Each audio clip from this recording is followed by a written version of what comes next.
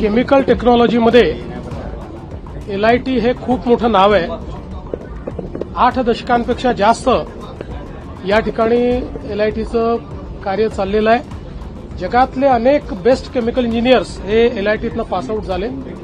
मात्र इन्फ्रास्ट्रक्चर डेफिसिटमुळे आणि वेगवेगळ्या कारणांमुळे थोडा दर्जा खाली जात होता आणि म्हणूनच आम्ही हा निर्णय केला की LITला स्वायत्तता दिली पाहिजे.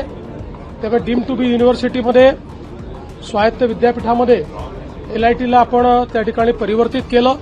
त्यामुळे LITचा दर्जा मोठ्या प्रमाणात वाढतोय आणि आता इथे अतिशय सुंदर असं शैक्षणिक संकुल हे आपण तयार करतो आहोत.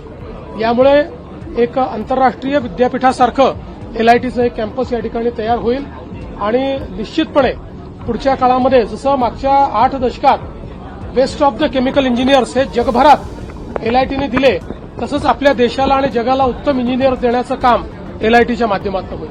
पुण्यामध्ये जे बलात्कार घटनेचं प्रकरण झालं त्या प्रकरणामध्ये नागरिकांचा नातेवाईकाचा प्रचंड रोष आहे. त्यांची अशी मागणी होती की तुम्ही तिथे भेटीला या. मी काल स्वतः पीडितेच्या वडिलांशी 2 वेळा बोललो.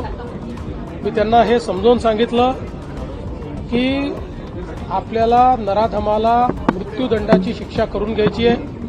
त्याकरता वेळेत चार्जशीट दाखल होणं आणि केस चालणं याकरता आम्ही माननीय हायकोर्टाच्या माध्यमातून सगळ्या गोष्टीला फास्ट ट्रॅकवर नेतो आहोत.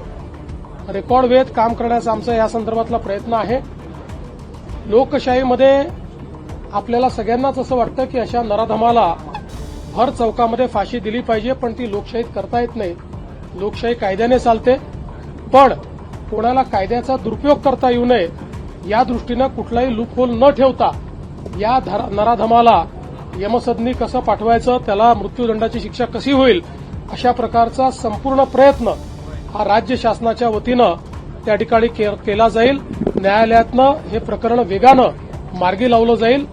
तशा संदर्भातलं एक लेखी पत्र देखील आम्ही पीडितेच्या कुटुंबाला दिलेलं आहे. घटना गंभीर आहे, रोष देखील साहजिक आहे.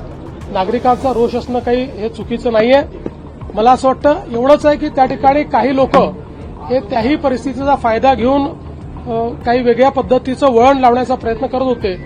पण मी मुलीच्या वडिलांचे आभार मानतो की त्यांनी ती परिस्थिती समजून घेतली आणि सीपींशी चर्चा केल्यानंतर त्यांनी हा निर्णय केला की आम्ही हे कॉल ऑफ करू. दुर्दैवाने काही लोक त्यांनाही जाऊ देत नव्हते, त्यांनाही अडवायचा प्रयत्न करत होते. ते लोकही कोण आहेत हे लक्षात आलेलं आहे, पण ठीक आहे, आता त्याच्याबद्दल फार काही आपल्याला करायचं नाहीये. मात्र मुलीच्या वडिलांनी जो काही त्या ठिकाणी ती भूमिका घेतली त्याबद्दल आम्ही त्यांचे आभारी आहोत आणि या कुटुंबाच्या पाठीशी आम्ही ताकदीनं उभे राहू. प्रकरणातील जो आरोपी आहे त्याच्यावर 2019 मध्ये देखील एक गुन्हा दाखल झाला होता. पुराव्याअभावी त्याची म्हणूनच आता त्याच्यात जुने गुन्हे देखील काय आहेत हे शोधून काढले जातील. कोणी लॅप्सेस ठेवले होते का ते देखील बघितलं जाईल. या प्रकरणात देखील खबरदारी घेतली जात आहे. याच्यात तो बाहेर येऊ शकत नाही. देवेंद्र जी, जिस तरीके से महाराष्ट्र में गुनहगारी हो रही है उसको लेकर गृह मंत्रालय को क्रिटिसाइज किया था. देखिए, विपक्ष का ये काम ही है, वे अपने गिरेबान में कभी झांकते नहीं है. उनके कार्यकाल में क्या हुआ है देखते नहीं है. कैश फॉर ट्रांसफर्स वाले लोग अगर हमको सिखाएंगे तो फिर तो ये हंसने वाली बात होगी.